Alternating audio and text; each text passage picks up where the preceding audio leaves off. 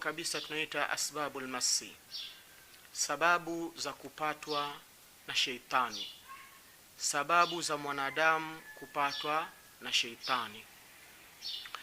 Kumbuka bwana mtume Muhammad sallallahu alayhi wasallam amekwisha tueleza akisema, inna shaitana yajri min ibni adama majra dami, kwamba hakika sheitani anamuingia mwanadamu na kumtembea mwili mzima kupitia mishipa ya damu.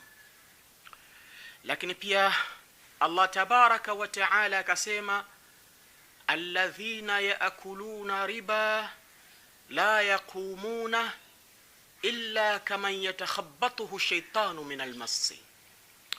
Akielezea ahwalu yaum alqiyama, Allah anaelezea hali za siku ya kiyama. Anasema wale watu ambao wanaokula riba katika uhai huu wa hapa duniani hawatopata kusimama siku ya kiyama.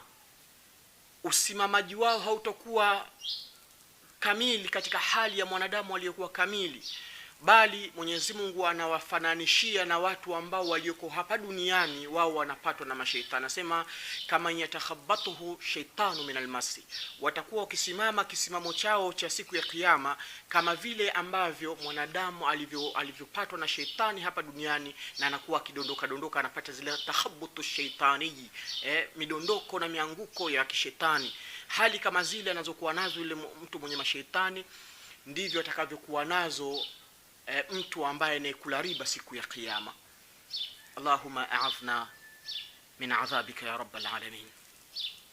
Ikhwani, ndugu zangu, lakini pia kwa tatizo kama hili la masi, la kupatwa na mashaitani mwanadamu, pia hata bwana mtume Muhammad sallallahu alaihi wasallam anasema, inna Allaha anzala ad-da'a wa anzala ad-dawa'a wa ja'ala likulli da'i dawa'a fatadawu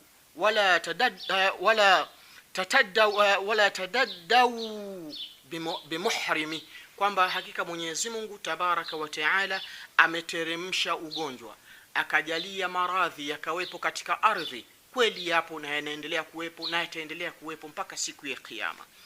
Lakini kwa maradhi ambayo Allah aliyoyaweka, anasema wa anzala dawa, lakini pia Mwenyezi Mungu hakuacha kushusha kuweka dawa, kaweka maradhi na kaweka na dawa.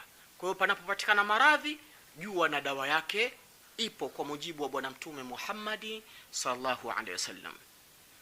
Kwa anasema waja'ala likulli da'i dawa, lakini pia Mwenyezi Mungu tabaraka wa taala akajalia kwa kila ugonjwa ukawa na dawa yake.